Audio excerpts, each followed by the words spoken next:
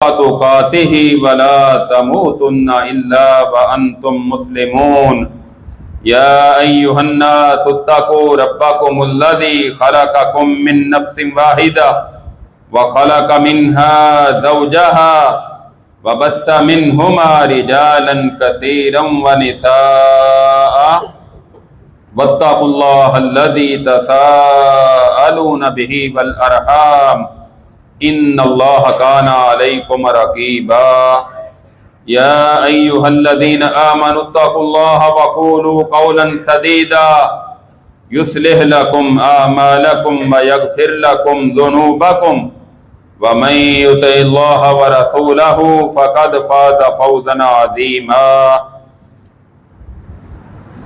اما بعد فإن خیر الحدیث کتاب اللہ وخیر الہدی ہدی محمد صلی اللہ علیہ وسلم وشر الامور محدثاتها وکل محدثۃ بدعۃ وکل بدعۃ ضلالہ وکل ضلالۃ فی النار اللہم صلی علی محمد وعلی آل محمد كما صليت على إبراهيم وعلى آل إبراهيم إنك حميد مجيد اللهم بارك على محمد وعلى آل محمد كما باركت على إبراهيم وعلى آل إبراهيم إنك حميد مجيد رب اشرح لي صدري ويسر لي امري واحلل عقدة من لساني يفقهوا قولي رب زدني علما اللهم انفعنا بما علمتنا وعلمنا ما ينفعنا وزدنا علما فاعوذ بالله السميع العليم من الشيطان الرجيم بسم اللہ الرحمن الرحیم یا ایھا الذین آمنوا اطیعوا اللہ واطیعوا الرسول واولی الامر منکم فإن تنازعتم فی شیء فردوه الی اللہ والرسول ان کنتم تؤمنون باللہ والیوم الآخر ذلک خیر واحسن تأویلا۔ ہر قسم کی حمد و ثنا اس اللہ وحدہ لا شریک کے لیے جو ساری کائنات کا خالق، مالک اور رازق ہے۔ درود و سلام امام الانبیاء، سید الانبیاء، سید الاولین والآخرین، ساری کائنات سے افضل اور اعلیٰ جناب محمد الرسول اللہ صلی اللہ تعالی علیہ وسلم کی ذات گرامی پر۔ سامعین محترم، قرآن کریم کا اور حدیث مبارکہ کا مطالعہ کیا جائے تو یہ بات ہمیں سمجھ آتی ہے کہ دو ہستیاں ایسی ہیں کہ جن کی اطاعت فرما برداری ہر معاملے میں ہے۔ جب ان کا حکم آ جائے تو اس کے بعد کسی سے مشورہ، دل کی رضامندی، کسی کی اجازت لینے کی ضرورت نہیں ہوتی۔ ایک ہے اللہ رب العزت کی اطاعت اور فرما برداری۔ اللہ کا حکم جب آ جائے اس کے مقابلے میں یہ نہیں دیکھا جائے گا کہ برادری کا کیا مطالبہ ہے، خاندان کیا کہتا ہے، بیوی کیا کہتی ہے، دوست احباب کیا کہتے ہیں، بلکہ اللہ رب العزت کے حکم پر عمل کرنا فرض ہے، لازم ہے اور ضروری ہے۔ اسی طرح دوسرا، نبی کریم صلی اللہ علیہ وسلم کی اطاعت۔ آپ نے جب کسی بات کا حکم دے دیا اس کو ماننے کے لیے کسی حکمران کی اجازت کی ضرورت نہیں، والدین سے پرمیشن لینے کی ضرورت نہیں۔ اللہ کے رسول کا حکم آ جائے، برادری، سوسائٹی کے تقاضے پورے کرنے کی ضرورت نہیں، بلکہ ایک مسلمان کے ایمان کا تقاضا یہ ہے کہ وہ نبی کریم صلی اللہ علیہ وسلم کی غیر مشروط اطاعت کرے۔ مشروط ہوتی ہے کہ جہاں ہمارا دل چاہے گا ہم مانیں گے، دل نہیں چاہے گا نہیں مانیں گے، جہاں ہمیں فائدہ نظر آئے گا ہم وہ کریں گے، جہاں ہمیں فائدہ نظر نہیں آئے گا وہ نہیں کریں گے۔ یہ باقی تو ہر ایک کی غیر مشروط اطاعت نہیں ہو سکتی بلکہ مشروط ہوتی ہے۔ حکمران کسی بات کا حکم دے تو اس کی اطاعت غیر مشروط نہیں بلکہ وہ مشروط ہے اللہ اور اس کے رسول کے حکم کے ساتھ۔ کیا یہ شریعت کی خلاف ورزی کا حکم تو نہیں دے رہا؟ اگر اللہ اور اس کے رسول کی مخالفت کا حکم حکمران دے تو اس کی بات کو نہیں مانا جائے گا۔ والدین جب اولاد کو کسی بات کا حکم دیں یہ دیکھا جائے گا کیا اس کی بات اللہ اور اس کے رسول کے حکم کے ٹکرانے والی تو نہیں۔ اگر ٹکراتی ہوگی تو ان کی بات کو نہیں مانا جائے گا۔ کسی بڑے سے بڑا عالم، کوئی فقیہ، کوئی امام، کوئی مجتہد، کوئی تابعی، حتیٰ کہ کوئی صحابی رسول کہ ساری دنیا کے نیک لوگ مل جائیں، بزرگ ولی مل جائیں، ایک صحابی کی عظمت کا مقابلہ نہیں کر سکتے۔ اگر کوئی صحابی بھی ایسی بات کا حکم دے کہ جو اللہ اور اس کے رسول کے فرمان سے ٹکرانے والی ہو، پھر اس صحابی کی بات کو بھی نہیں مانا جائے گا، صرف اور صرف اللہ اور اس کے رسول کی بات کو مانا جائے گا۔ یہ ایک مسلمان کے ایمان کا لازمی تقاضا ہے کہ وہ اس بات کی پاسداری کرے کہ جو بھی کچھ کر رہا ہے وہ دیکھے کیا اللہ اور اس کے رسول کے فرمان کے خلاف تو نہیں ہے، اور پھر اللہ اور اس کے رسول کا جو حکم آ جائے اس کو ماننا لازم اور فرض ہوتا ہے۔ بعض لوگوں میں یہ غلط فہمی ہے، وہ کہتے ہیں کہ فرض وہ ہے جو قرآن میں آیا ہے، جو حدیث میں آیا ہے، اللہ کے رسول نے فرمایا ہے وہ سنت ہے، فرض نہیں۔ یہ غلط فہمی اپنے ذہن سے نکال لینی چاہیے۔ رسول اللہ نے جس بات کا حکم دیا ہے پھر اگر تو اس میں کسی قسم کی گنجائش ہو تو ٹھیک ہے، گنجائش بھی پیدا کی ہے تو وہ رسول اللہ پیدا کرنے کا اختیار رکھتے ہیں۔ کسی انسان کے پاس یہ اختیار نہیں ہے کہ اب بھی وہ اس بات پہ غور و خوض کرے کہ میں نے رسول اللہ کی بات ماننی ہے یا نہیں، آپ کی فرما برداری کرنی ہے یا نہیں، آپ کی اطاعت کرنی ہے یا نہیں، بلکہ اس کے لیے لازم ہوگا ادھر فرمان محمد ہو ادھر گردن جھکائی ہو۔ یہ ہے اسلام کا تقاضا۔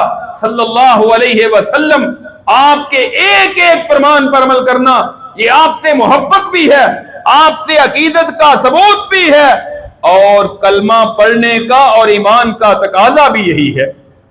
اسی لیے اللہ رب العزت فرماتے ہیں یا ایھا الذین آمنوا اطیعوا اللہ واطیعوا الرسول واولی الامر منکم، اے ایمان والو اللہ کی اطاعت کرو، رسول کی اطاعت کرو، ہاں جو تم میں صاحب اختیار ہیں ان کی بات بھی مانو، لیکن وہ اللہ اور اس کے رسول کے دائرہ کار میں آتی ہو تو پھر ان کی بات مانی جائے گی۔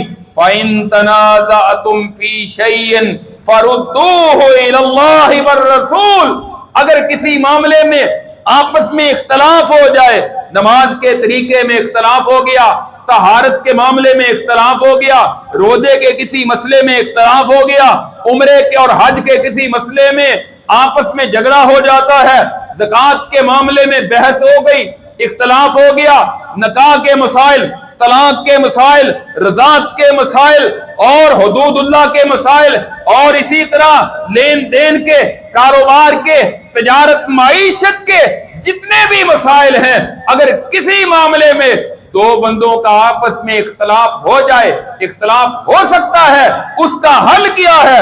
فَرُدُّوهُ إِلَى اللَّهِ وَالرَّسُولِ، اس کو اللہ اور اس کے رسول کی طرف لوٹا دو۔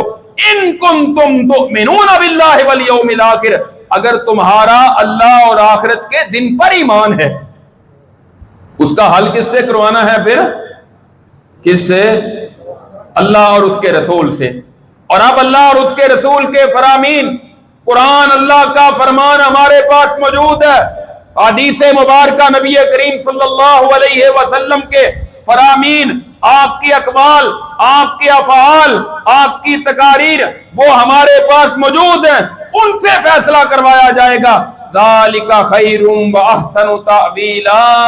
اللہ فرماتے ہیں یہ بہت اچھا ہے اور انجام کے اعتبار سے، رزلٹ کے اعتبار سے، نتیجے کے اعتبار سے یہ بہت بہتر ہے۔ یہی تمہیں کرنا پڑے گا۔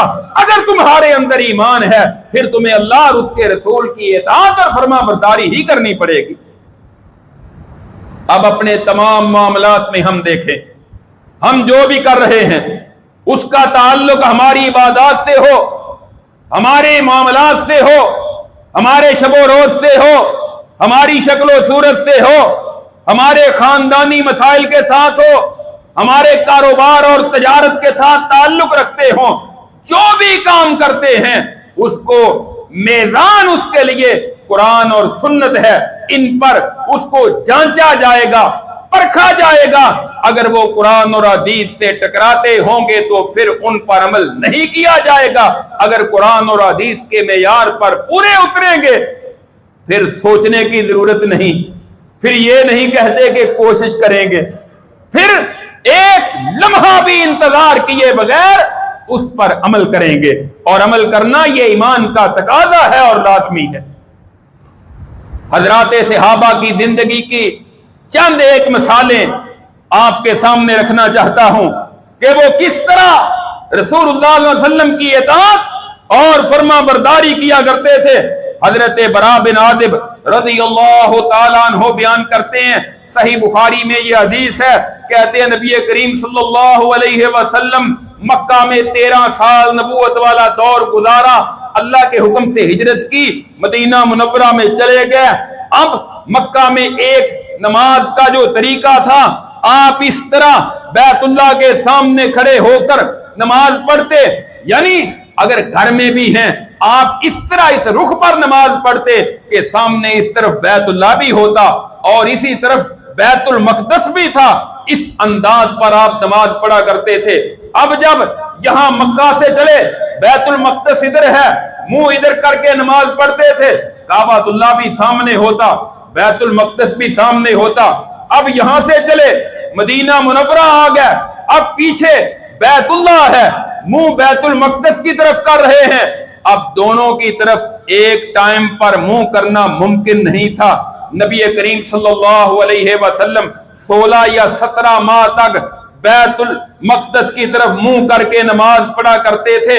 آپ کی خواہش تھی کاش کہ میرا قبلہ بیت اللہ بن جائے، جو میرے باپ ابراہیم علیہ السلام کا قبلہ تھا، کاش میرا قبلہ وہ بن جائے۔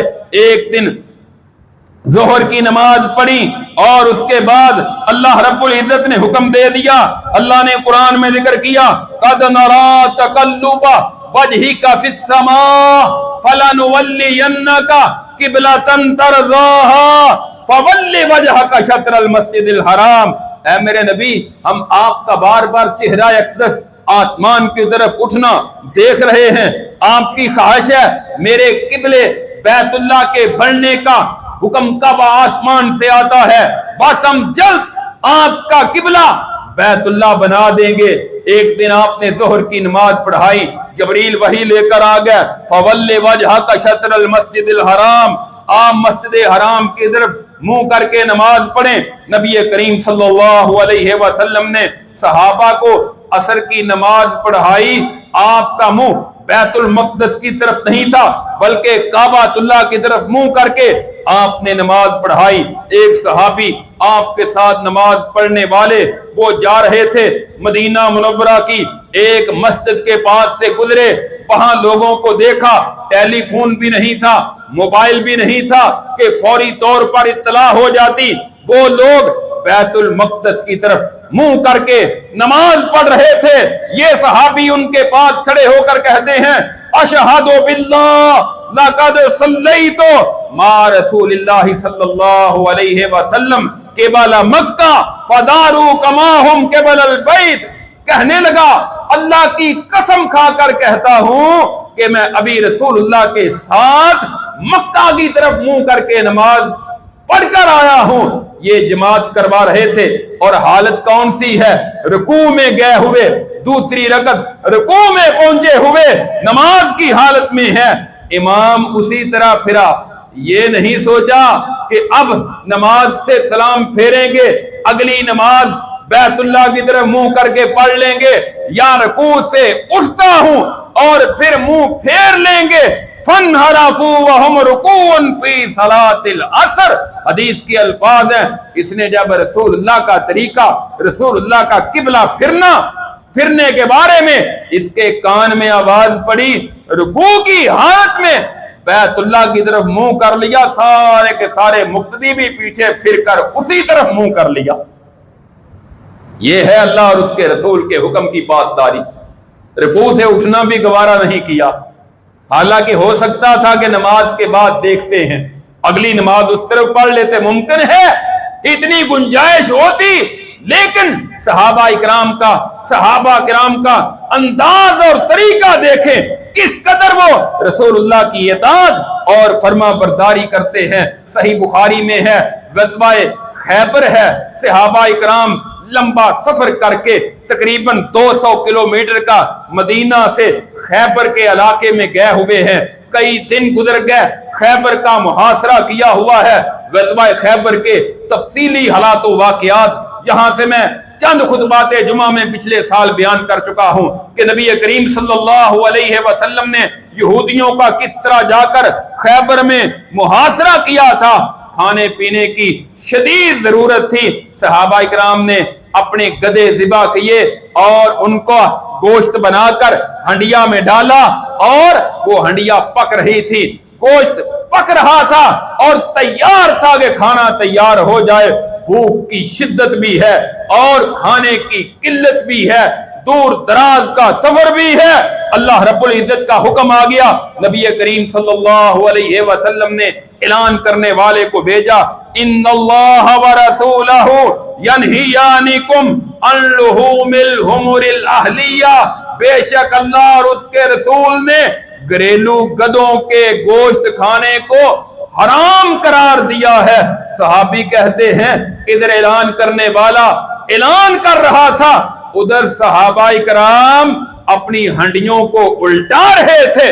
کسی نے یہ نہیں کہا چلو اب تو ذبح کر لیے ہیں آئندہ نہیں کریں گے، کسی نے یہ نہیں کہا اب تو پکا لیا ہے آئندہ نہیں پکائیں گے، کسی نے یہ نہیں کہا کھانا کھانے کے بعد اس کی تصدیق کریں گے آئندہ نہیں کھائیں گے۔ اس سے پہلے اجازت تھی، خیبر کے موقع پر اللہ کے رسول نے منع کر دیا، گھریلو گدوں کا گوشت حرام قرار دے دیا۔ صحابہ کا انداز دیکھے، انہوں نے پکی ہوئی ہنڈیا جو ہے وہ اسی طرح چولہوں سے الٹا دی، کہا کہ ایک لقمہ کھانا بھی اس کے بعد ہم برداشت نہیں کرتے۔ اب ذرا دیکھیں ہماری کیا کیفیت ہے، ہم بھی حرام کھاتے ہیں یا نہیں کھاتے؟ کیا رشوت کا مال حلال ہے یا حرام ہے؟ سود حلال ہے یا حرام ہے؟ دھوکہ کر کے، ملاوٹ کر کے چیز بیچنا اور اس کے جو پیسے آتے ہیں، کیا وہ حلال ہیں یا حرام ہے؟ اس کے باوجود کھا رہے ہیں یا نہیں کھاتے؟ ٹس سے مس نہیں ہوتے، کھا رہے ہیں، پتا ہے حرام ہے۔ صحابہ کا انداز دیکھیں، ایک آواز آئی کہ یہ حرام ہے، انہوں نے اس کے بعد اس طرف دیکھنا بھی گوارا نہیں کیا۔ یہ 40 سال ہو گئے، 50 سال، 60 سال اس کی عمر ہو گئی، پکا مسلمان ہے، نمازی بھی ہے، دین والا بھی ہے، مسلمان کے گھر میں پیدا بھی ہوا ہے اور حرام کھا رہا ہے، مسلسل کھا رہا ہے، سنتا بھی ہے، ابھی جمعے میں سنا بھی ہے، اور جمعے کے بعد جو جا کر کرنا ہے وہ اسی مقصد کے لیے بالکل تیار ہے۔ افسوس کہ آج ہماری حالت کیا ہے۔ یہ اسلام نہیں ہے کہ پھر بھی من مرضی کرتے جائیں اور پھر بھی جو دل چاہے وہ کرتے جائیں۔ ہماری کیفیت کیا ہے، آج ذرا دیکھیں اور اس پر غور کریں۔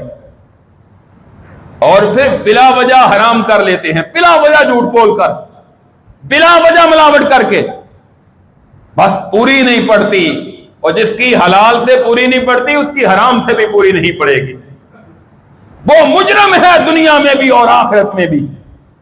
اور کتنے لوگوں کے ساتھ جن کے ساتھ دھوکہ دے کر مال بیچ لے گا، شاید ان کا نقصان نہ ہو، اس کا اپنا جو نقصان ہے وہ نہ دنیا میں پورا ہوگا اور نہ قیامت کے دن رب کی بارگاہ میں پورا ہوگا، یہ مجرم کی حیثیت سے وہاں کھڑا ہوگا۔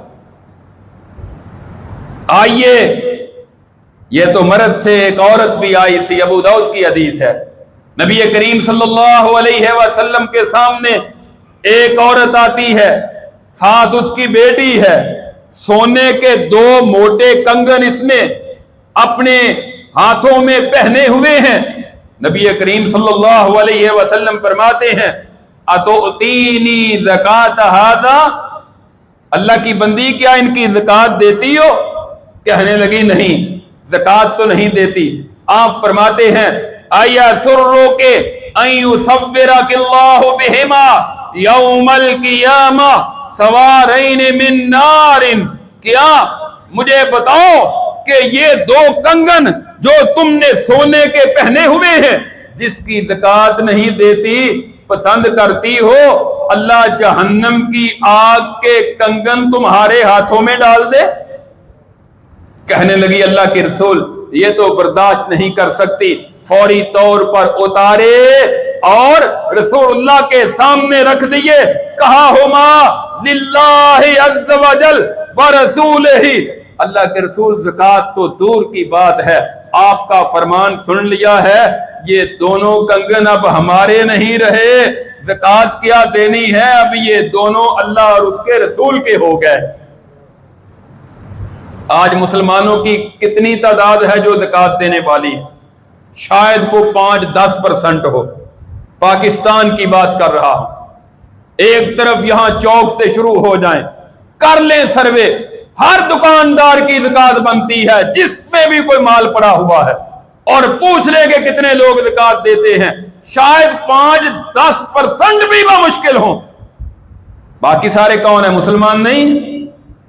زکات اسلام کا رکن نہیں ہے، کوئی زکات کی پرواہ ہی نہیں۔ کوئی کہتا ہے چلو مانگنے والوں کو 2, 4, 5, 10 روپیہ دے دیتے ہیں، بس زکات ہی زکات ہے، اس کے باوجود بھی مسلمان ہے۔ حضرت ابو بکر صدیق رضی اللہ تعالیٰ عنہ نے کہا تھا واللہ لأقاتلن من فرق بین الصلاۃ والزکات، اللہ کی قسم جو نماز پڑھتے ہیں زکات دینے سے انکار کرتے ہیں، ابو بکر ان کے خلاف جہاد کرے گا۔ جہاد کافر سے ہوتا ہے، مسلمان سے نہیں ہوتا۔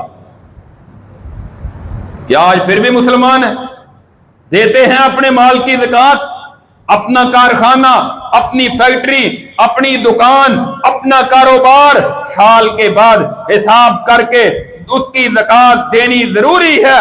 نبی کریم صلی اللہ علیہ وسلم نے اسی طرح ایک صحابی کو دیکھا، صحیح مسلم میں ہے، اس نے اپنے ہاتھ میں سونے کی انگوٹھی پہنی ہوئی ہے۔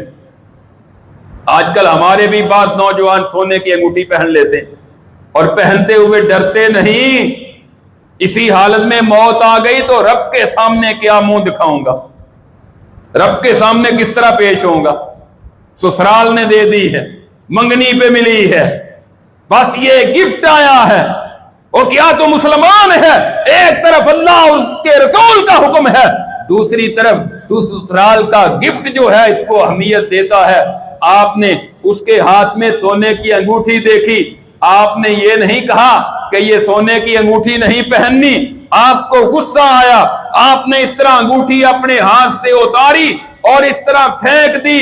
آپ نے فرمایا او کیا تم میں سے کوئی بندہ یہ پسند کرتا ہے جہنم کی آگ کا انگارہ وہ اپنے ہاتھ میں ڈالے؟ آپ نے پھینک دی۔ کچھ دیر کے بعد مجلس برخاست ہوئی، اللہ کے رسول تشریف لے گئے، آپ چلے گئے، اس صحابی کو باقی دوستوں نے کہا سونے کی انگوٹھی ہے، قیمتی ہے، اس وقت بھی قیمتی تھا، آج بھی قیمتی ہے، اس کو پکڑ لو، اٹھا لو، ہاتھ میں نہ پہنو، اس کو جا کر بیچ دو، اس کی قیمت استعمال کر لو، یا اپنے گھر والوں کو جا کر دے دو۔ وہ صحابی کہنے لگا لا واللہ لا آخذہ ابدا وقد ترہہ رسول اللہ صلی اللہ علیہ وسلم، نہیں، اللہ کی قسم جس کو رسول اللہ نے پھینک دیا ہے میں اسے ہاتھ لگانا بھی گوارا نہیں کرتا۔ یہ تھا صحابہ کا انداز، اطاعت رسول صحابہ کا انداز۔ آج کیا ہمارے ہاتھ میں ہو تو اس طرح اتاریں گے؟ انگوٹھی تو کیا ہے 10-20 روپے کا چھلا اور کڑا اتارنے کے لیے تیار نہیں، گلے میں چین ڈالا ہوا ہے اس کو اتارنے کے لیے تیار نہیں، دھاگا باندھا ہوا ہے، پتہ ہے یہ غیر مسلموں سے مشابہت ہے، یہ سکھ پہنتے ہیں، مسلمان کا انداز نہیں، سمجھاؤ جتنا مرضی۔ افسوس ہوتا ہے آج اہل توحید، اہل حدیث، اہل سنت کے بچوں کو دیکھتا ہوں داغے باندھے ہوتے ہیں، کسی نے ربڑ پہنا ہوا ہے، او گھڑی پہنو، چاندی کی انگوٹھی پہنو، شوق پورا کرو، لباس اچھے سے اچھا اللہ نے وسائل دیے ہیں، 10-20 ہزار کا سوٹ پہن لو، جوتا 50 ہزار کا لے لو، تمہیں کون روکتا ہے؟ لیکن وہ انگوٹھی خواہ وہ 10 ہزار کی ہو، وہ 1 لاکھ کی ہو، اللہ اور اس کے رسول نے جس کو حرام کہا ہے اس کی طرف دیکھنا بھی گوارا نہ کرو۔ یہ تیرے ایمان کا تقاضا ہے۔ مرد عورتوں کی طرح اپنی شکل و شباہت بنا رہے ہیں، عورتیں مردوں جیسے اپنے ڈیزائن بنا رہی ہیں۔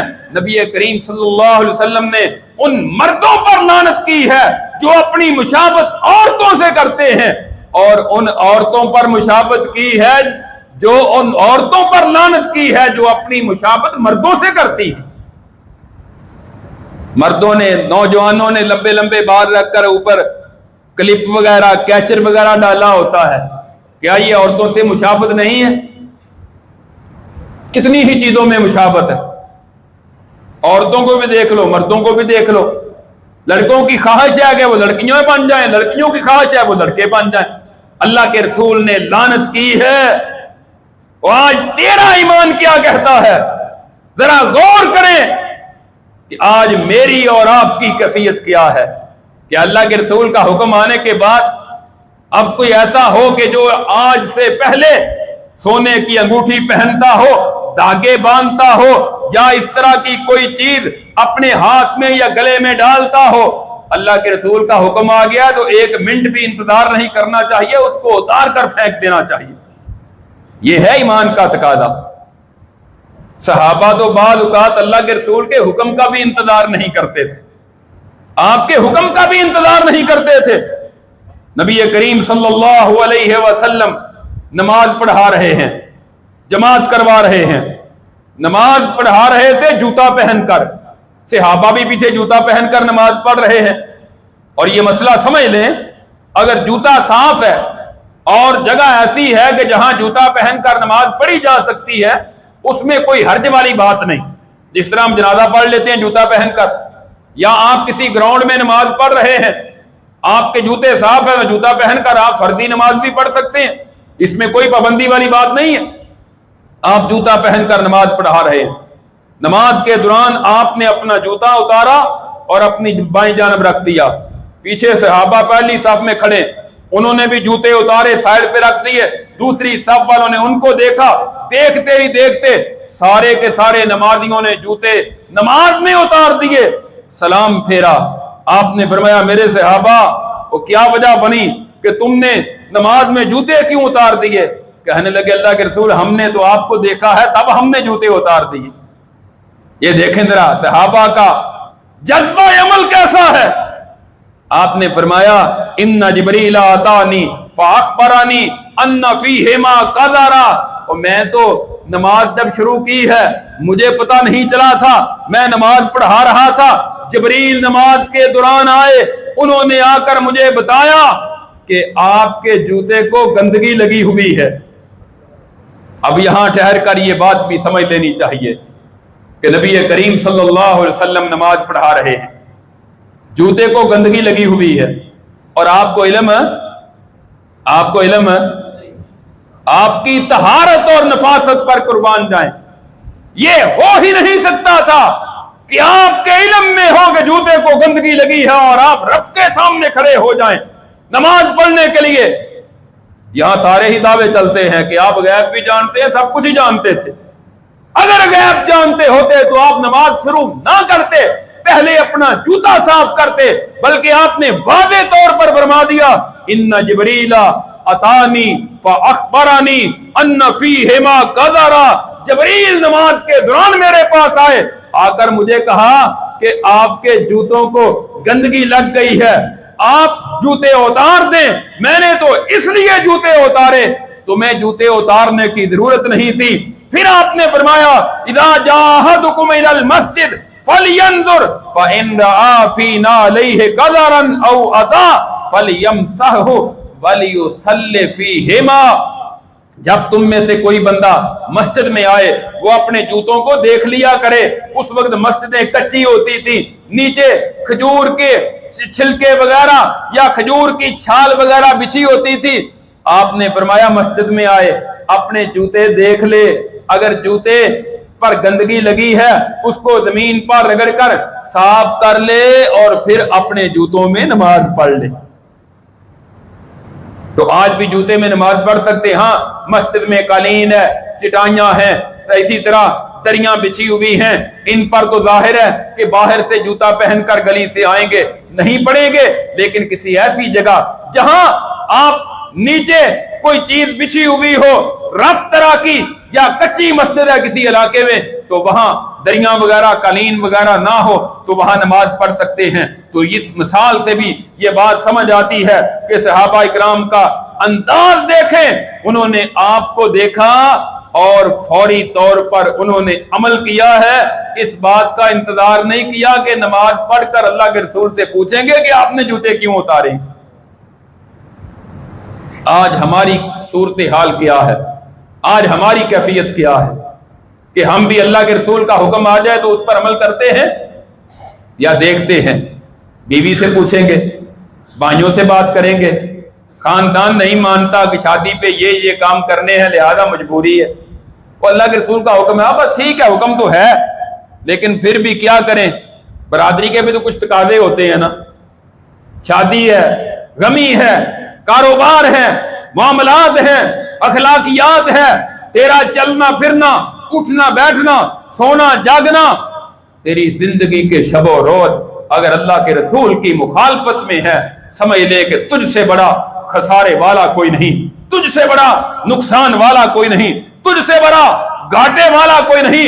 और ये खसारा सिर्फ माल का खसारा नहीं है, ये आखिरत का खसारा है जो कभी पूरा होने वाला नहीं। वमन युतिइल्लाह व रसूला फक़द फ़ाज़ फ़ौज़न अज़ीमा। अल्लाह कहते हैं जिसने अल्लाह और उसके रसूल की इताअत कर ली, यकीनन वो कामयाब और कामरान हो गया। कामयाबी का एक ही रास्ता है, दुनिया की दौलत मिल जाना कामयाबी की जमानत नहीं है। बड़ा ओहदा और मनसब मिल जाना, बड़ी डिग्रियां हासिल कर लेना, बड़ी कोठी बंगला और अच्छी गाड़ी मिल जाना, ये सारी की सारी चीजें इस बात की जमानत नहीं है कि कामयाब हो गया है। जो अल्लाह और उसके रसूल की इताअत फर्मा बरदारी करेगा वो इस बात की जमानत है कि ये बंदा कामयाब हो गया। आज हम देखें, जब अल्लाह और उसके रसूल का हुक्म आ जाए उसके मुकाबले में ना किसी मौलवी साहब की बात मानी जाएगी, ना किसी आलमे दीन की, ना किसी खतीब की, ना किसी फकीह की, ना किसी इमाम की।